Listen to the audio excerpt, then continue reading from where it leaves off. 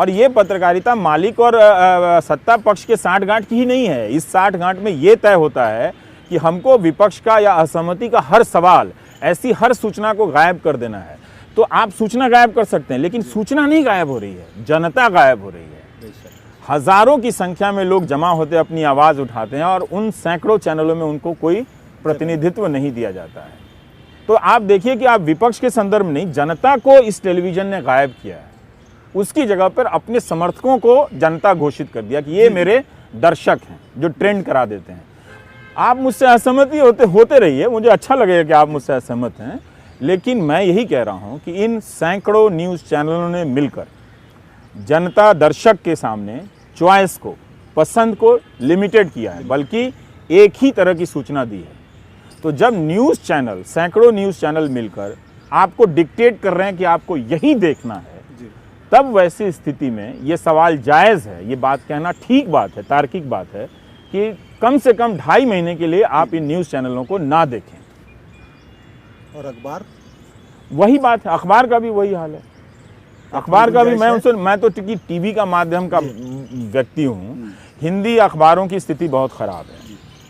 बहुत से उनके फ्रंट पेज देखिए आप, दैनिक जागरण का, हिंदुस्तान का, और भी जो पत्रिका है, दैनिक भास्कर है, बहुत तरह के ऐसे अखबार हैं।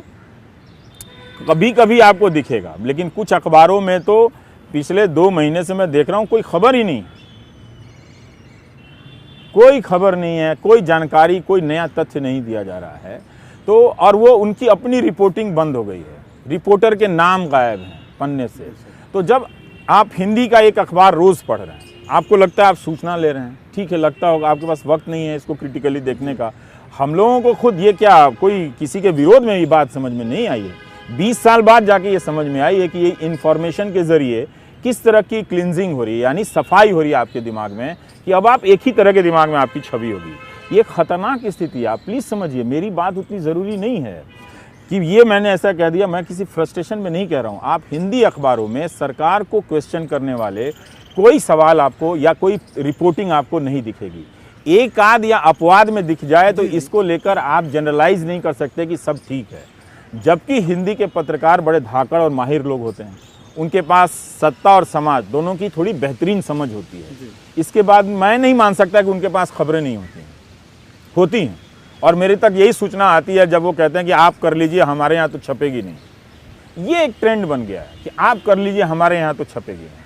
तो इसीलिए मैं कहता हूँ कि हिंदी के अखबार हिंदी के पाठकों की हत्या कर रहे हैं। तो पाठक की हत्या कैसे होती है? अगर आप पाठक को सही सूचना ना दें, एक ही प्रकार की सूचना दें, उसको अंधेरे में रखें, उसको इन्फॉर्मेशन लेस बना दें, तो आपने पाठक की हत्या कर दी ना। तो अगर किसी को अपनी हत्या का इतना शौक है कि रोज़ मैं अपने हत्यारे को 3 रुपया या 5 रुपया देना चाहता हूँ, तो मैं उससे नमस्ते करता हूँ, मैं क्या कर सकता हूँ। लेकिन जो मुझे बात समझ में आई वो मैंने लोगों के सामने रख दी। पर बात इससे आगे निकल गई। आपने कहा मान लीजिए हम टीवी बंद कर दें, बहुतों ने कर भी दिया और बहुत लोग काफ़ी समय से नहीं टीवी देख रहे, डिबेट तो बिल्कुल ही छोड़ दिया है देखना उन्होंने। लेकिन यही प्राइम टाइम जब 5-5 मिनट की क्लिप हमारे मोबाइल में, हमारे व्हाट्सएप जिसे आप कहते हैं व्हाट्सएप यूनिवर्सिटी, उसके जरिए हम तक पहुंच रही है, तो जो भी माध्यम हमारे पास है उस पर वही सब कुछ आ रहा है, तो फिर कैसे बचें? भले ही आप मुझे भी ना देखें, लेकिन टीवी कम देखिए।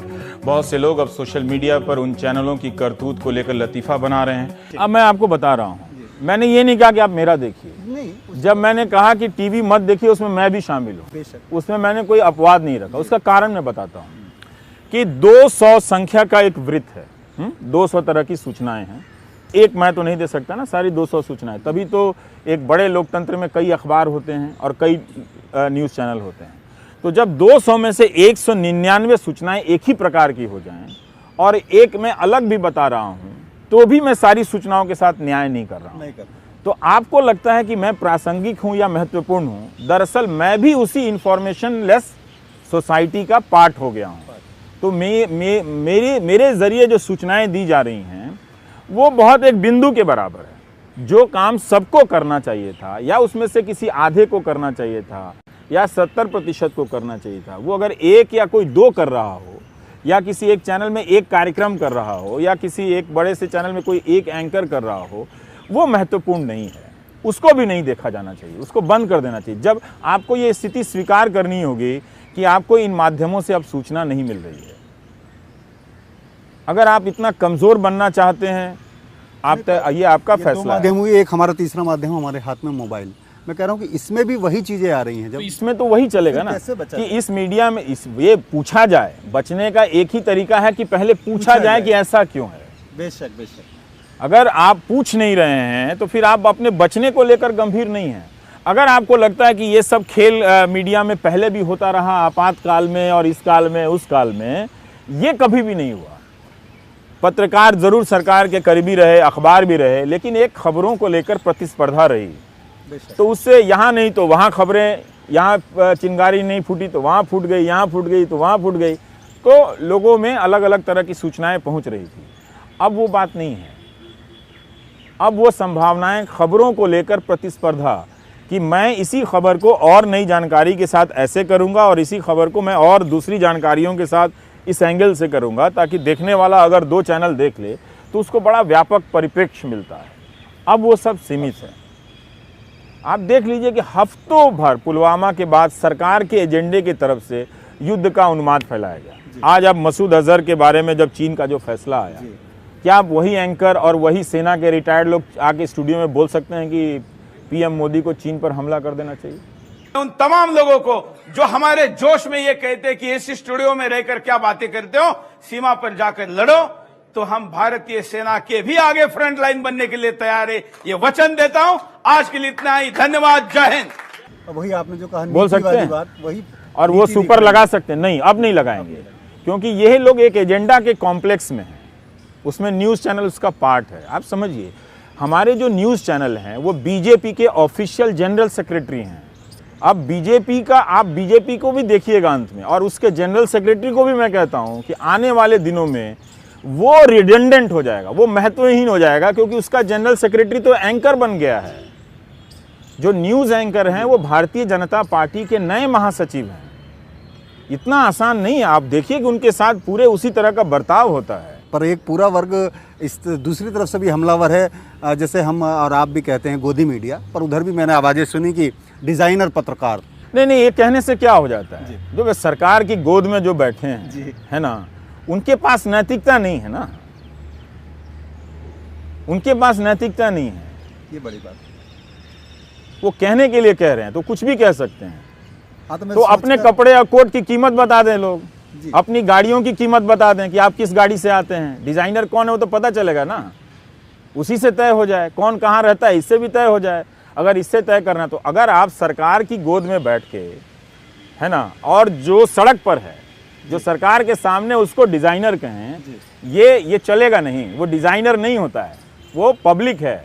हम पब्लिक के पार्ट हैं, हम डिजाइनर नहीं हैं। कुछ दोस्तों से बातचीत हो रही थी। दरअसल ये मैं इसलिए भी आपके पास आया, जब ये आपकी अपील आई तो कुछ दोस्तों ने कहा शायद ये पलायन है, और क्या एक समस्या या बुराई से हम मुंह चुरा लें, उससे लड़ने के कुछ तरीके, औजार हमें विकसित करने होंगे। उन्होंने 5 साल में कौन से औजार विकसित किए हैं, कौन से तरीके विकसित किए हैं, बताएं।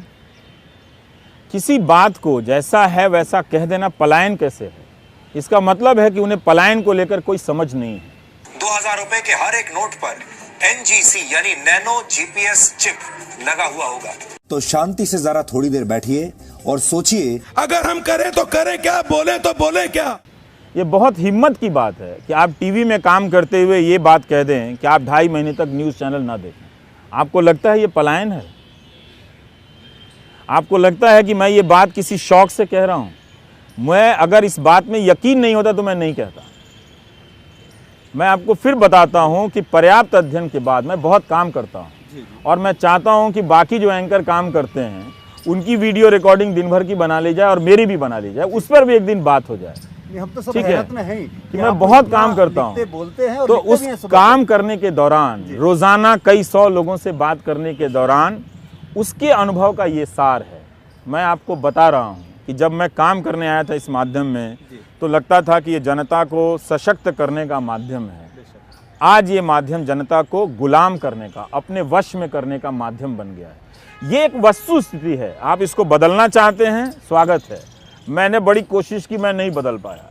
इससे नहीं बदलता है। जैसे बताया कि 200 सूचनाओं का वृत्त है, उसमें अगर एक सूचना सही है तो वो बेमानी हो जाती है ना इतने बड़े देश में। पूरा चारों तरफ से अंधेरा है, एक रोशनी आ रही है, वही कविता थोड़ी लिख रहे हैं। डेमोक्रेसी में कविता का अपना एक योगदान होता है, लेकिन ये कविता लिखने की बात नहीं है। वो तब भी कहा जाएगा अंधेरा है। बिल्कुल। तो कहीं अंधेरा से एक दिखा रोशनी हो जाने आ जाने के कारण उसको सवेरा नहीं कह सकते हैं। सवेरा तब कहते हैं जब पूरा बादल साफ दिखे। ये धोखा है कोई ये सवेरा धोखा है। तो ये आप मैं कह रहा हूं कि आप मत बंद कीजिए टीवी। जो मैं कह रहा हूं टीवी बंद करने के कारणों के पीछे आप उस पर सोचिए पहले, सोचना, वही है ना, उस पर सोचिए। मुझे यही आपकी हाँ, बात उस सुनकर पर मुझे सोचिए और आप टीवी मत देखिए।